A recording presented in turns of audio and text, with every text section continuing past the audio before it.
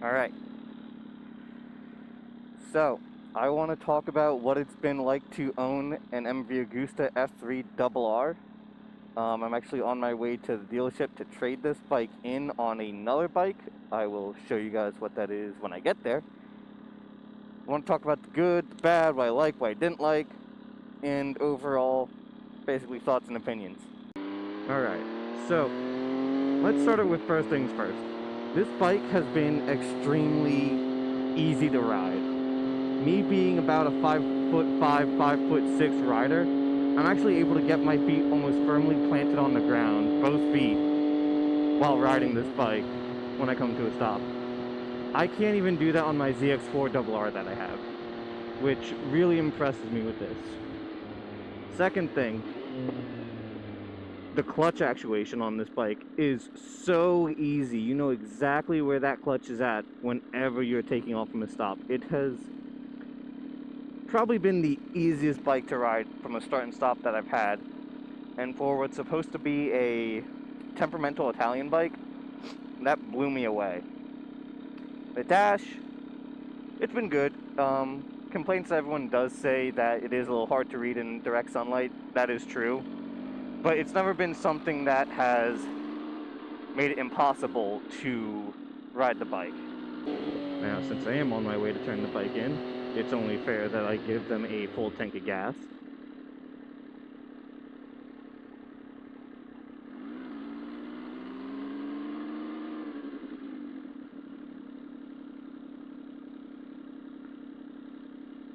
I will say this is a bit of a weakness for the MV. The gas tank just doesn't seem all that big. I have 58 miles on this tank, and in about 30, I know the gas light's gonna come on, and it means it's almost empty.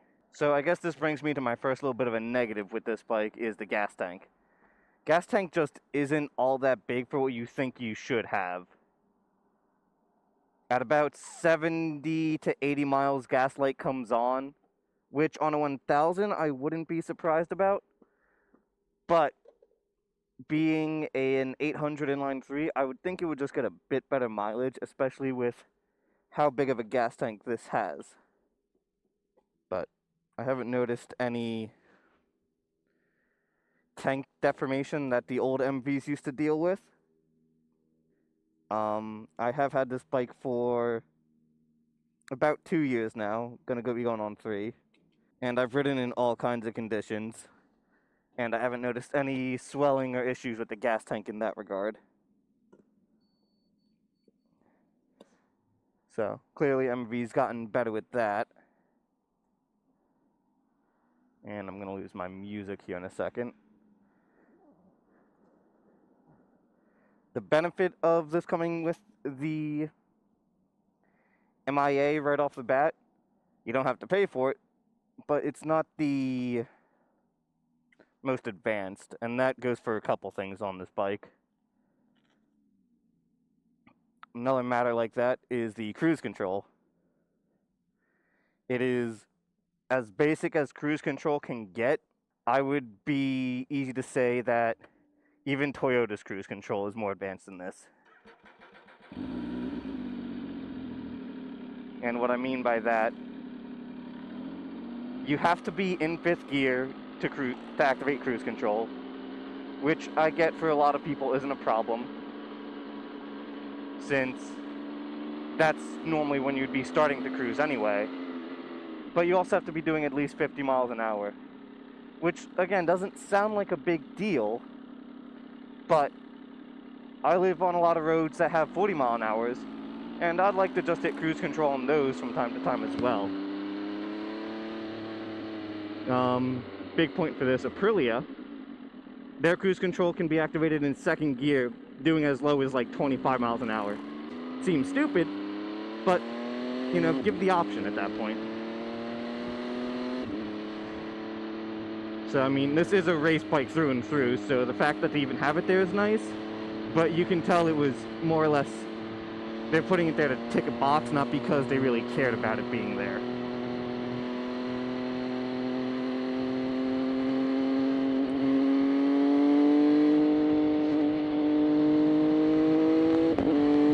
going on to my point from earlier on how easy this bike is for me to flat foot, or get just about to flat foot, this is a very compact motorcycle. Again, me being 5'5", 5'6", even I feel tight on this bike. Now, the good thing is, because it feels so small, it's really easy to maneuver, but it does make longer rides more uncomfortable just because of how tiny this bike feels.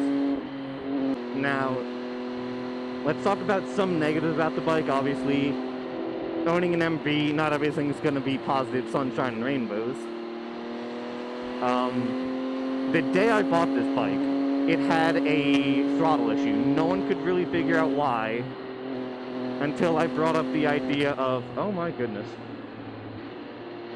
yeesh, well, maybe it's not actually a throttle that's having an issue.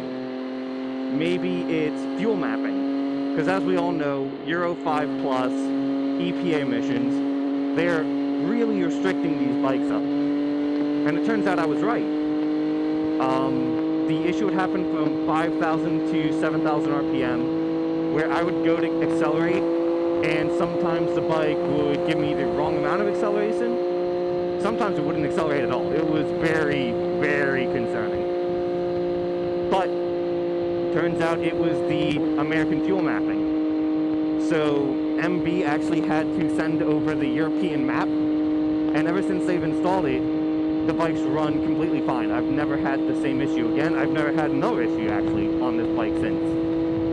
Sure, you get the occasional starting hiccup, but Yamaha has that, and they're nowhere near an Italian brand in terms of should be concerned. Now, I want to talk a little bit about the character of this bike. It's an inline 3, so think of Daytona 765, the new R9, except this blows the R9 out of the water. This comes stock with 147 horsepower. With the pipe on it, it easily makes the 155 that MV claims. And for Yamaha to get that, you have to do a tune, you have to do a full pipe, and you have to do, I believe it's heads, cams, a lot of work to get that Yamaha to where realistically it should be at its engine size. And I can tell you that this engine has been so much fun to play with.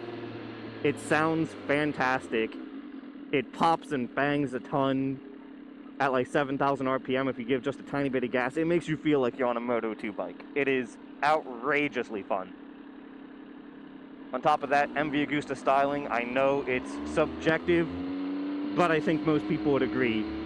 MV Agusta knows how to make a good-looking bike, even if they haven't updated the looks mainly since the 80s, 90s. It's a timeless design. It just works.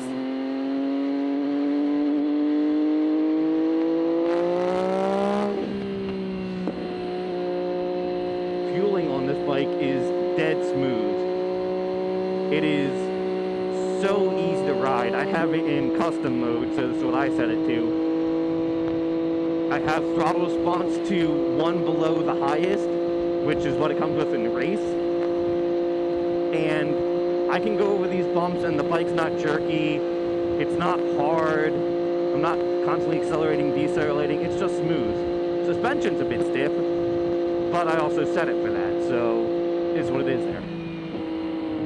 Brakes. I know the previous generation MV Agusta had issue with brake feeling, whether sometimes it bit really hard, sometimes it just felt kind of lackluster, and that was down to the master cylinder.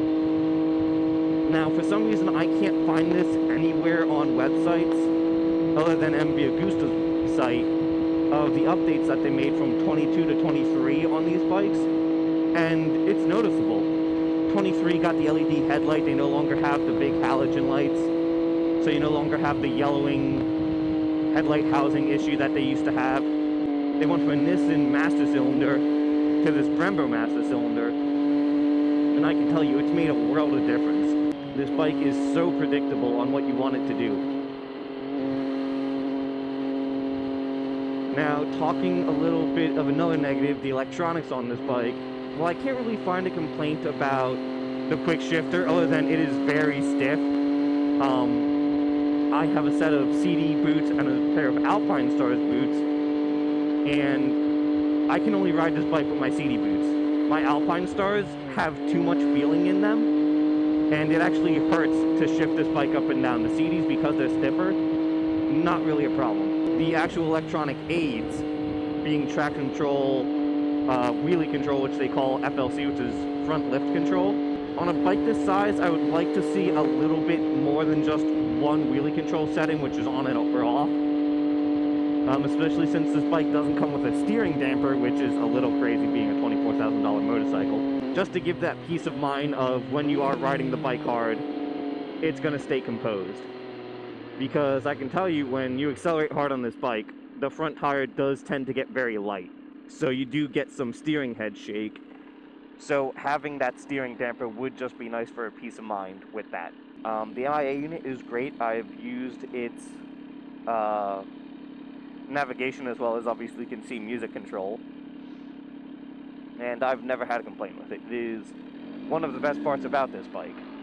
And I wish more companies did, again, when you're paying that over $20,000 price point, to include a $300 unit just for creature comforts. Now, a bit of a negative, again, at the beginning of the video, you saw the exhaust system I have on this bike. Beautiful exhaust. MV Agusta, for some reason, does not give the right side foot peg a heel guard. I have spider rear sets on this bike, and even with those, the heel guards are so small that my foot is constantly hitting my exhaust when I have to get into that racing tuck position and when I want to lean off the bike. Now, I don't know why this is a problem with the F3, because the Brutale comes with heel guards, but the F3 does not. On the stock pipe, the heel guard is integrated into the heat shield for the stock pipe. So I'm very confused with MV's logic behind that one. I don't know why they would want you to ruin a 2,000 plus slip-on exhaust that you buy by having your foot rub against it because they didn't want to put a heel guard. I cannot fathom that. On top of that, now that I'm thinking about it, the Speedo. I've tried my bike with a timers that streets will have showing you your speed, as well as my friend's Triumph Street Triple 765 Moto 2 Edition. This bike, Speedo, is very off. Honestly, I want to say it's more than 10% off, which I don't know how they're allowed to get away with. I thought 10% was the maximum you could be off with your Speedo reading. But this bike definitely seems to be more than that. So I don't exactly love that about the bike. Oh, little odd thing as well. The mirrors fold, but they only come to like this halfway and then they click back out. I don't exactly get why they did that either. But again, look how smooth that takeoff is. The bike is so gentle with you, which again, for being an Italian race bike, I would think is unheard of. I've had Aprilias, I've had Ducatis. The Aprilia was okay, the 660, but the 660 is a much more relaxed bike, whereas this is supposed to be more aggressive. But you wouldn't tell by how the bike acts. It's just so polite. If you want it to be. But if you also want it to be more aggressive, listen to that triple sound. It is glorious. And those are those little pops I was telling you about.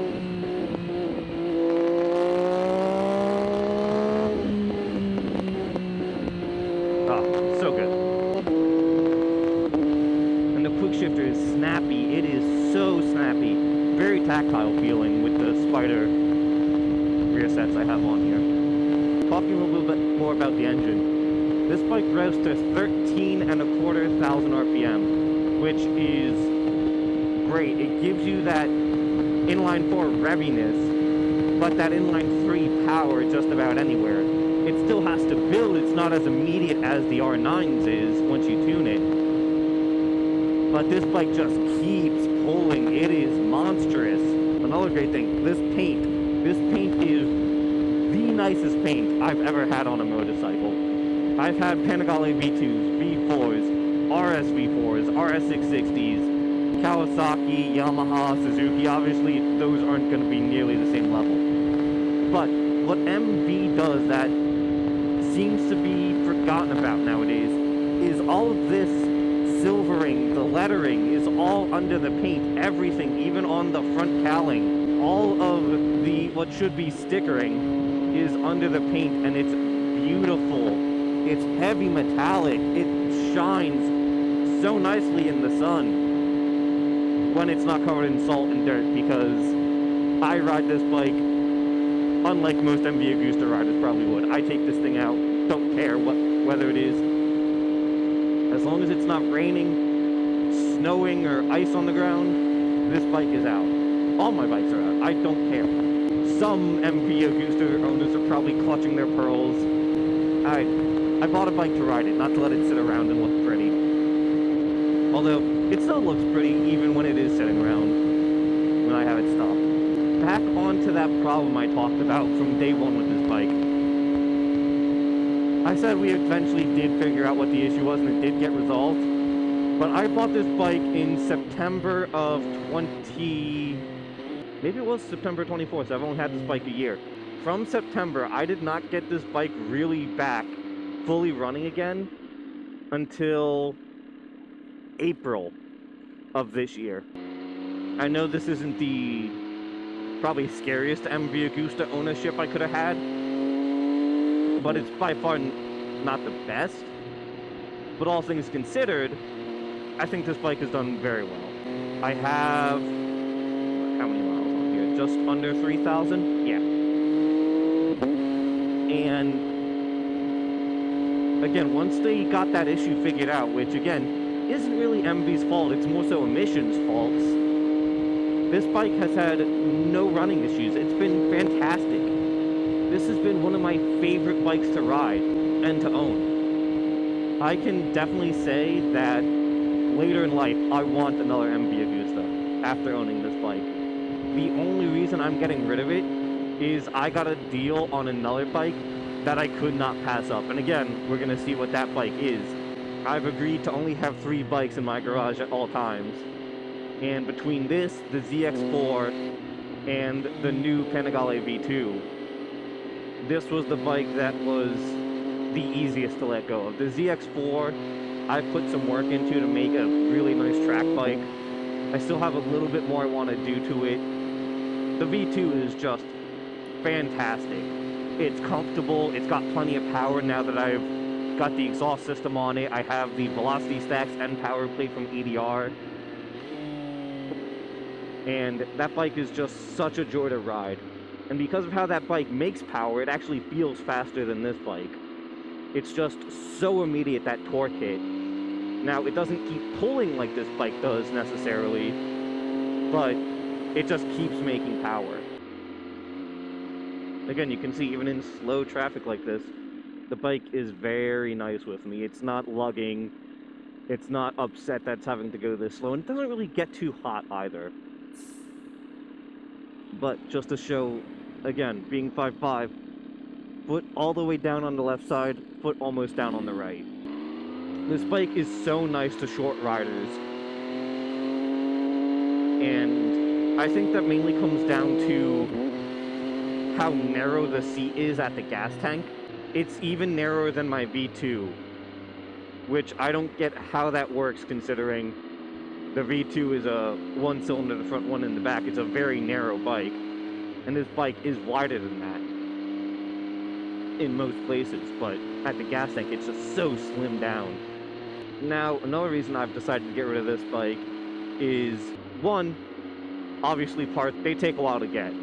I've never had too much of an issue with it, because I've owned this bike in the kind of odd period where KTM owned MV Agusta for a little bit. And on the one part I did need, it got there very quickly to the dealership. Now, I know that's not going to be the case for everyone, but that's been my ownership with it. The other main reason I've decided to get rid of it is because the ease of maintenance. I don't really like working on this bike.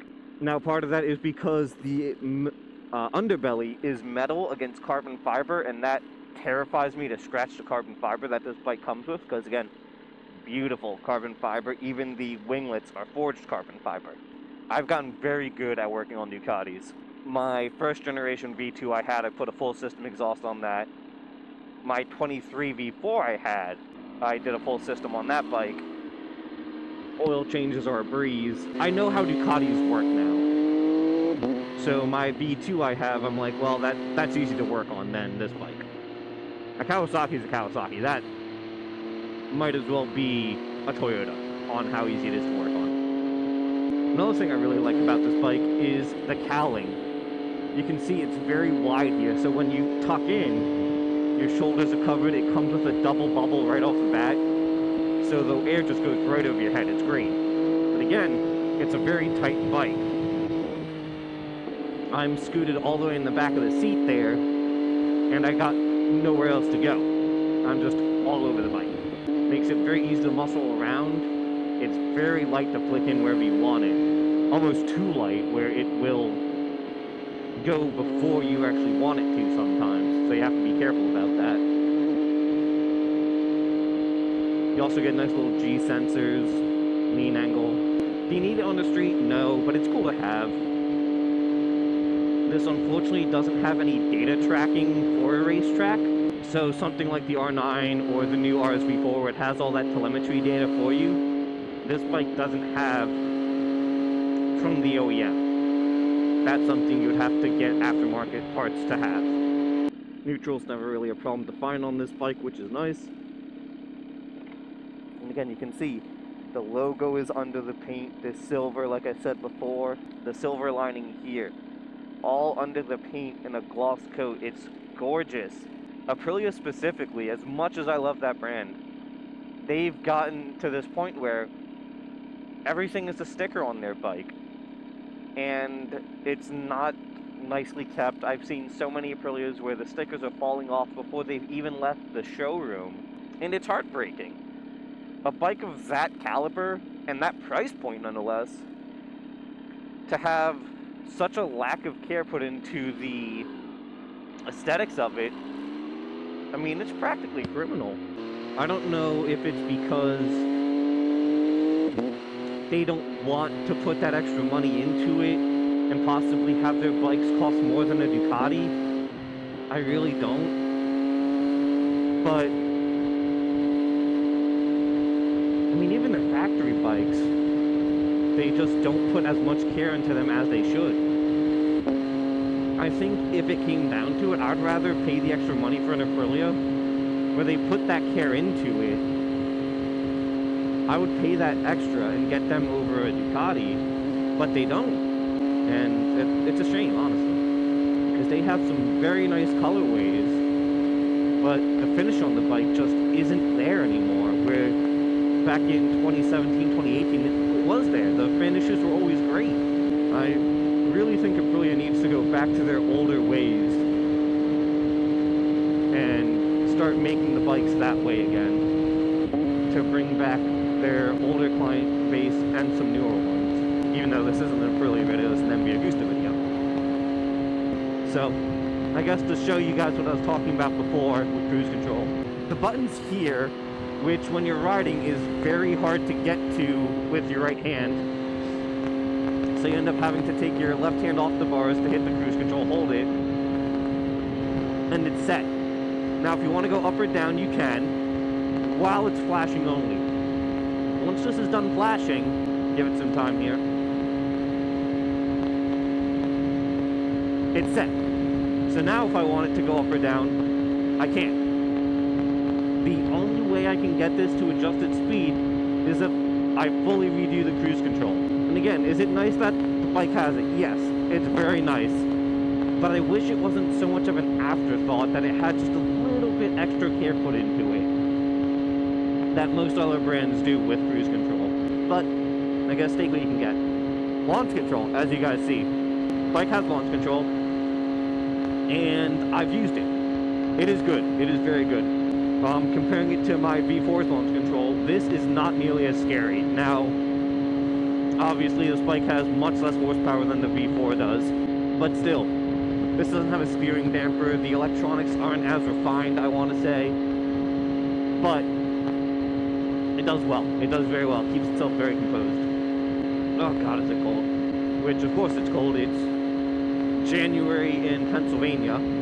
Snow's on the ground, as you can see. Well, you might be able to see it's snowing. And there's plenty of salt on the road. And I'm on my way to pick up another motorcycle. I make great life decisions. But as you can see, the bike is more than happy just to cruise along. No complaints given. I don't like that you can't see what your coolant temperature or your oil temperature is at. The bike just tells you when it's warm enough to ride it. Even in race mode, you don't really get to see it. I would like to know if my bike is starting to overheat and not just be told, hey, turn off the bike. I've never had it tell me that, but that's always a concern in the back of my head. I'm gonna miss this bike, I really am. For the couple headaches it's given me, it's also been so good to me. And the MV Agusta purchasing, the experience you get when purchasing one of these bikes, you get a giant box full of thank you gifts, you get a rear seat cowl with the bike, you get a wooden box with a thumb drive that has all the schematics on the bikes, you get stickers with it. They make it a big deal when you purchase an MV. And I think that's something really special about it, and really nice. Because to my knowledge, no other brand does that. So it really makes you feel like you're owning something special when you buy an MV Agusta. Now we're almost at the dealership. So I will wrap up all my thoughts and opinions on this bike once we get there, and then I can show off the new bike. I'll see you guys in a bit.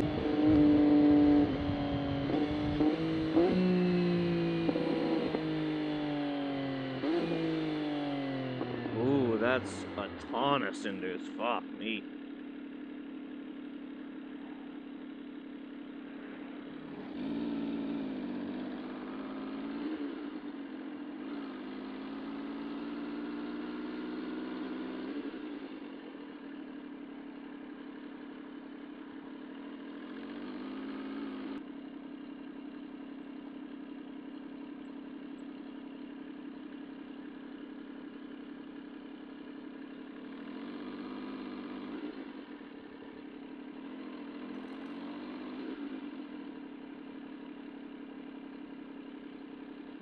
All right. So, final thoughts. Like I said, I've loved owning this bike. For as much crap as they get about reliability, I really can't complain all that much. Again, all the details of this bike are just stellar. Now, this is that real sit I was talking about. Even with this heel guard, you can see where my boot has been scratching this beautiful exhaust, which I hate that is getting ruined because of it. Another little issue. The brake fluid for the rear brake. It keeps having problems where it seems to heat up and all the feeling goes away. Rear brake's practically useless. So, another little complaint. But I've truly loved every moment I've had this bike, and I can't wait to have another one. Now, on to the new bike, shall we? Alright, here is the new bike. Somebody traded in a 2025 V4. Only 1,500 miles on this thing. They did the Acura slip-on, they got the Acura tune on it from Ducati, and they decided they didn't want it anymore and they gave it away. Well, one man's trash is my treasure, I guess. And boy oh boy is it a treasure. Listen to this guy run.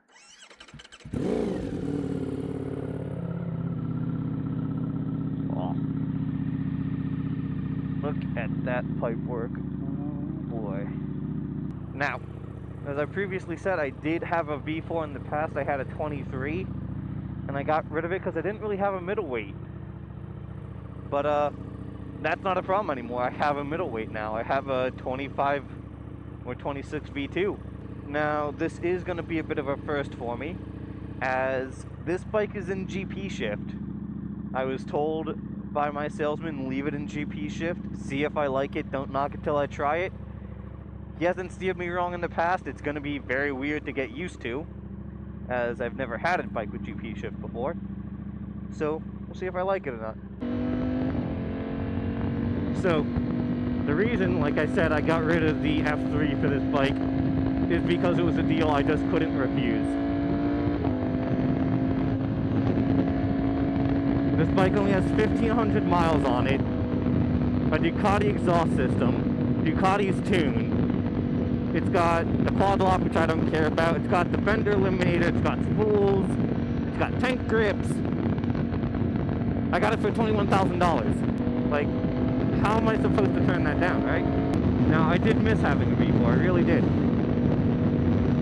There's so much fun to ride, you have to be responsible with it, but they're so much fun. They sound amazing, they look amazing. Now, jury's still out if this one looks better than the old one. I think it's a dead heat. But I mean, the dash is amazing on this compared to the old one. There's no question on that. This new dash is amazing. Amazing. Simply amazing. Oh, it is so cold. I can't wait to be off the highway. And I kind of want to take this bike to the track. I'm a little scared too. But I think it'd be really interesting taking this bike to the track. I think it'd be exciting. Terrifying, but exciting. This is what the F3 is getting replaced with. I will now have the baby Panigale as well as the big Panigale in the garage. And hopefully it goes as well as the old one did. I really enjoyed my last one. But I will talk to you guys on the next one. Bye.